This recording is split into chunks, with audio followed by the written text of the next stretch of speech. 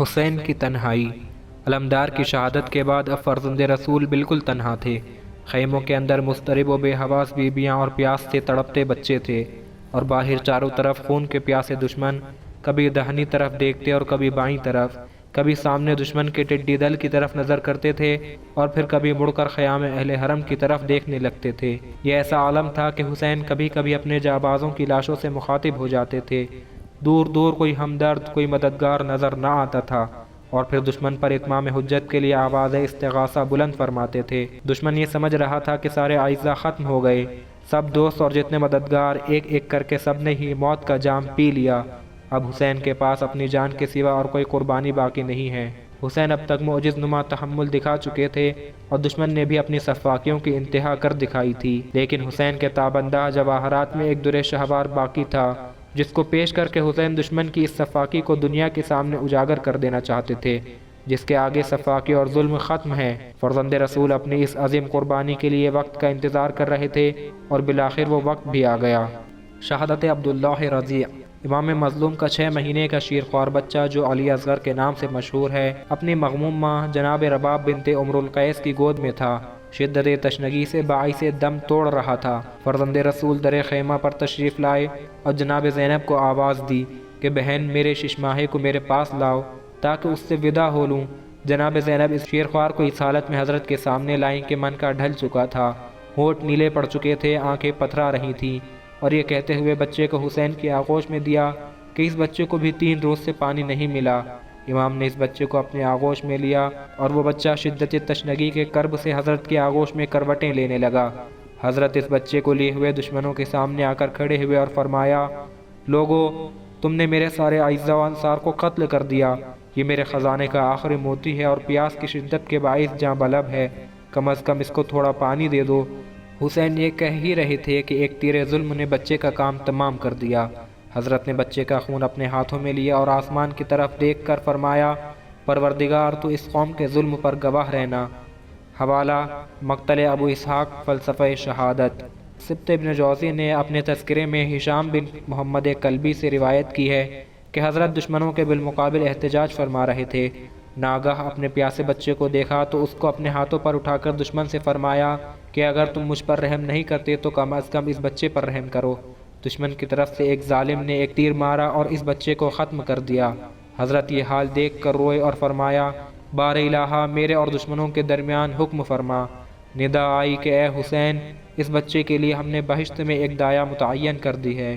ابو مخنف راوی ہے کہ عقبہ بن بشیر اسدی خدمت امام باقر علیہ السلام میں حاضر تھا۔ حضرت نے فرمایا، اے بنی اسد تم پر ہمارا ایک خون ہے۔ عقبہ نے عرض کی، یا ابا جعفر وہ کون سا گناہ ہے جو ہم لوگوں سے سرزد ہوا؟ حضرت نے فرمایا، حسین علیہ السلام ایک بچے کو اپنے آغوش میں لائے اور تم میں سے ایک شخص نے تیر مار کر آغوش پدر میں اسے ذبح کر دیا۔ حسین نے اپنا چلو اس کے زخم کے نیچے لگایا، جب چلو خون سے بھر گیا تو اس کو زمین پر ڈال دیا اور بارگاہ الہی میں عرض کی کہ اے میرے مالک تو نے ہمارے لیے اپنی ظاہرہ نصرت کو آسمان پر روک لیا ہے، ہمیں بہتر جزا دے اور اعلیٰ ترین اجر عطا فرما اور ان ظالموں سے ہمارا انتقام لے۔ حوالہ تذکرہ سبط ابن جوزی صفحہ 252۔ فرزند رسول نے اپنے اور اپنے جد کے کردار کی عظمت اور یزید اور یزیدیوں کی بد کرداری کو ہر پہلو سے واضح کرنے کی انتہائی کوشش کی، اور اس راہ میں کامیابی نے ہرگاہ حسین کے قدم چومے۔ نواسۂ رسول کی شجاعت۔ جیمز کارکن نے اپنی تصنیف تاریخ چین میں فرزند رسول کی بے مثال شجاعت و بصالت اور بے نظیر بہادری کا جن کھلے لفظوں میں اعتراف کیا ہے، اس کا ملخص یہ ہے کہ رستم اپنی بہادری اور شجاعت میں مشہور زمانہ ہے، مگر چند بہادر دنیا میں ایسے گزرے ہیں جن کے مقابلے میں رستم کی بہادری کی کوئی حیثیت نہیں ہے، جیسے کہ حسین ابن علی علیہ السلام، جنہوں نے کربلا کی جلتی ہوئی ریتی پر 3 دن کی بھوک پیاس میں وہ بہادری اور ایسی مردانگی دکھائی جس کے مقابل رستم کی بہادری کو وہی لا سکتا ہے جو تاریخ سے ناواقف ہے۔ وہ لکھتا ہے کہ کس کے قلم میں یہ یارہ ہے کہ حسین کے روز عاشور والے واقعے کو تحریر کرے، کس کی زبان میں یہ طاقت ہے کہ ان 72 بہادروں کی 30,000 خونخوار فوج کے مقابل ثابت قدمی کی مدح کر سکے۔ اس کے بعد جو کچھ اس نے لکھا ہے اس کا خلاصہ یہ ہے کہ حسین ماں اپنے 72 ساتھیوں کے 8 قسم کے دشمنوں میں گھرے ہوئے تھے۔ 4 دشمن تو وہ 4 صفوف افواج تھیں جو مثل سیاہ آندھیوں کے چاروں طرف سے انہیں گھیرے ہوئے تھیں اور امڑی آ رہی تھیں، اور پانچواں دشمن عرب کے سورج کی دھوپ اور اس کی حرارت تھی، چھٹا دشمن دیگے گرم تھی، اور دو آخری دشمن پیاس اور بھوک تھی۔ بس جو شخص بھی ایسے عالم میں ہزارہ دشمنوں سے مقابلہ کرے، شجاعت اور بہادری اس پر ختم ہے۔ حوالہ تاریخ چین و جیمز کارکن۔